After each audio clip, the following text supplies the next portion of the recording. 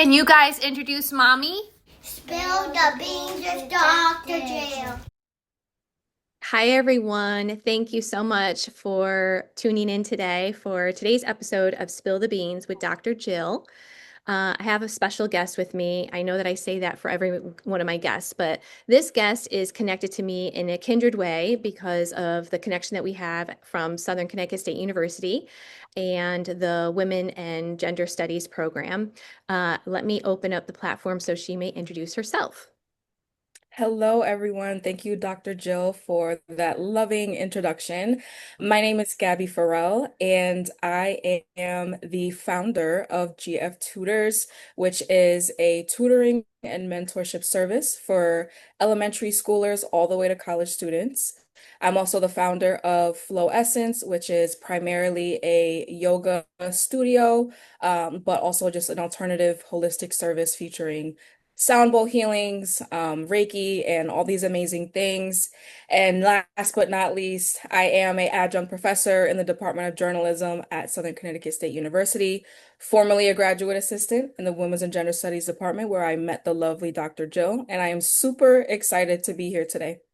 Thank you so much. You are an entrepreneur, Yes. definite businesswoman, an educator with all of the hats that you're wearing. Had you ever heard of vicarious trauma before meeting me and going through my workshop?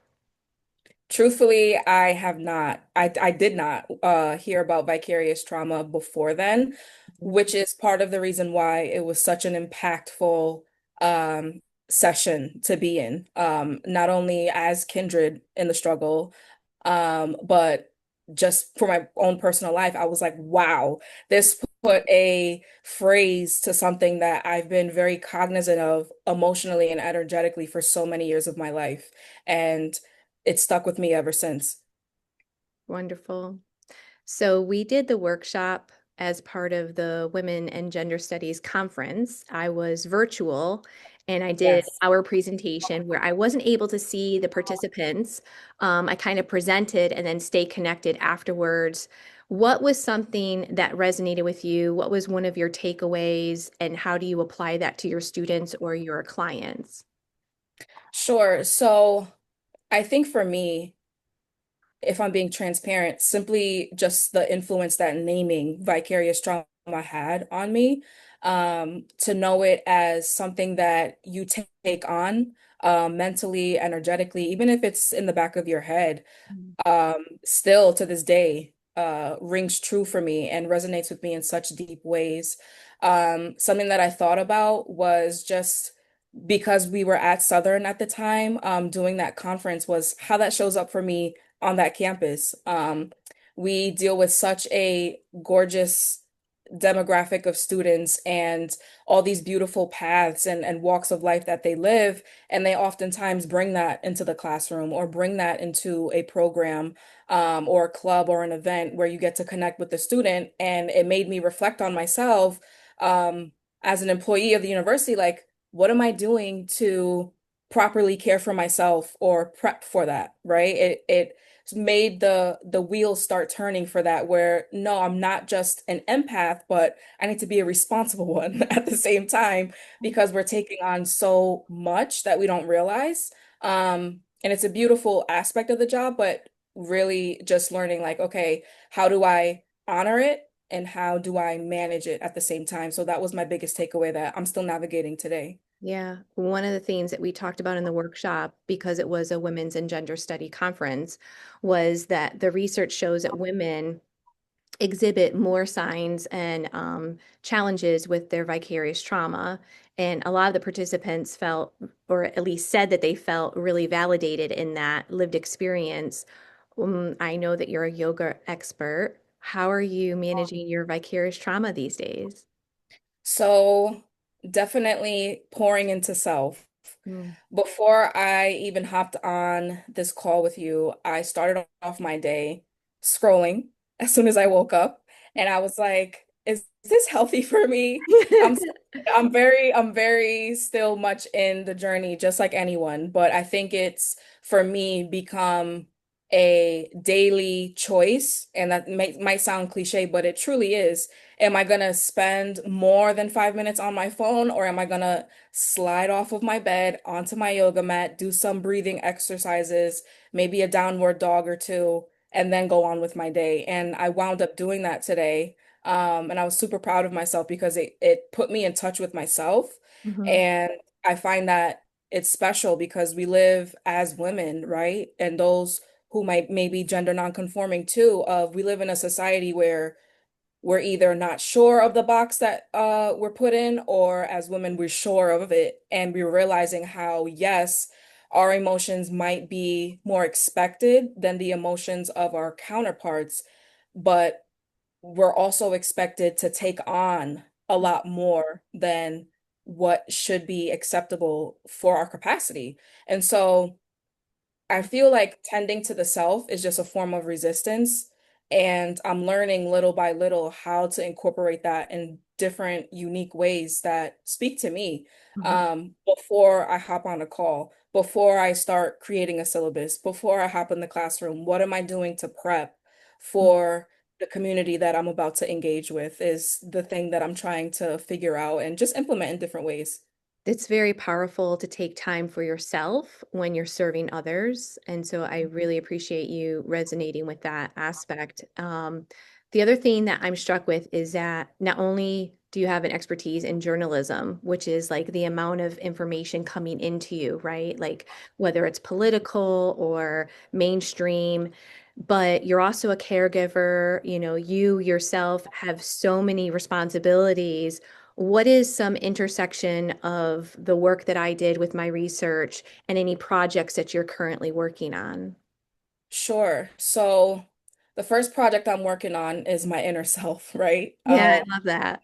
Just with the rebirth I feel that I've been going through for the past 2 years. I shared a bit with Dr. Joe previously about my journey with my grandma coping with dementia and cope basically supporting my dad through that. It's his side of the family that this is occurring on, and how do I show up for my grandmother, but also how do I show up for my parents who are like taking on the brunt of everything going on regarding her. So really, when we think about projects, yes, we're both in academia and this lovely world of the workforce, but I think what's often forgotten with projects is our own and ourselves. So I want to speak to that first. Secondly, I am something that I did recently. I'm also a mentor with Girls Right Now, which is a online platform that encourages girls and gender non-conforming youth to spread their voice, whether that's through writing, poetry, multimedia. Um, and our assignment at the end of our journey for the semester was to write a article on, where you're at and how this journey of writing and connecting with your mentee has impacted you.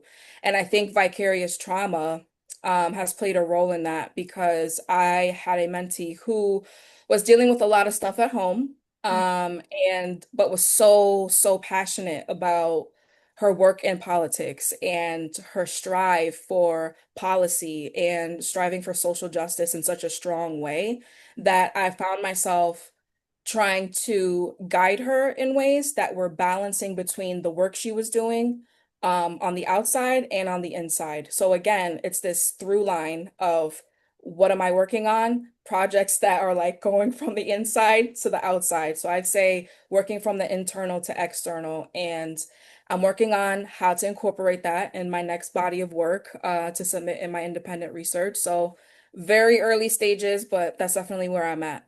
It's exciting to hear and love to support you in that. Thank you. As we end our time together, I would like to ask you for one word or one phrase for you to spill the beans. What would that be that we leave you with today? Hope. Ooh, Yeah. say anything more about it? I think that hope is such a one syllable taken for granted word, maybe cliche.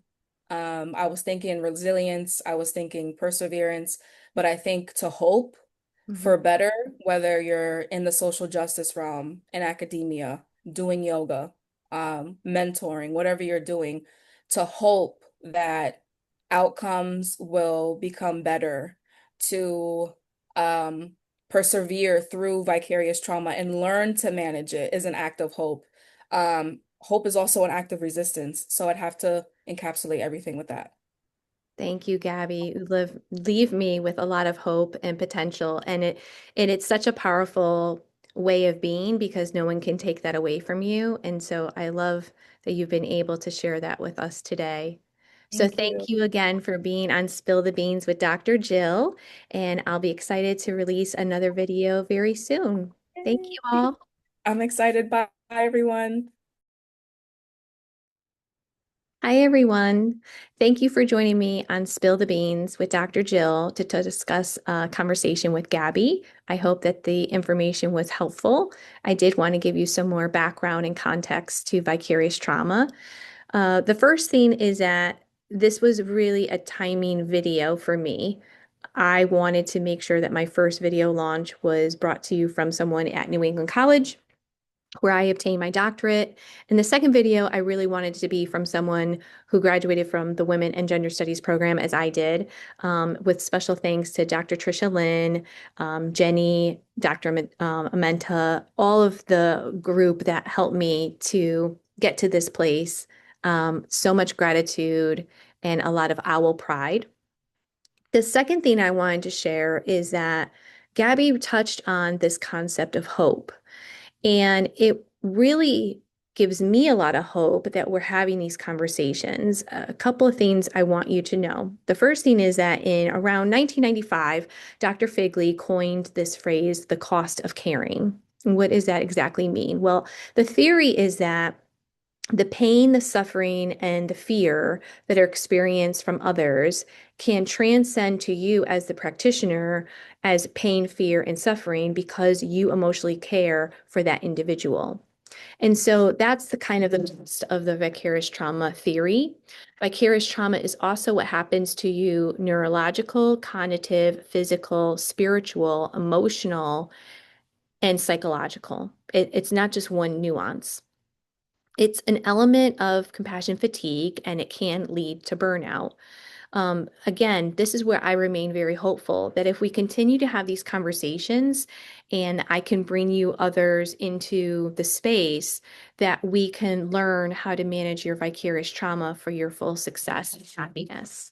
So, thank you again for joining me on Spill the Beans. Until next time.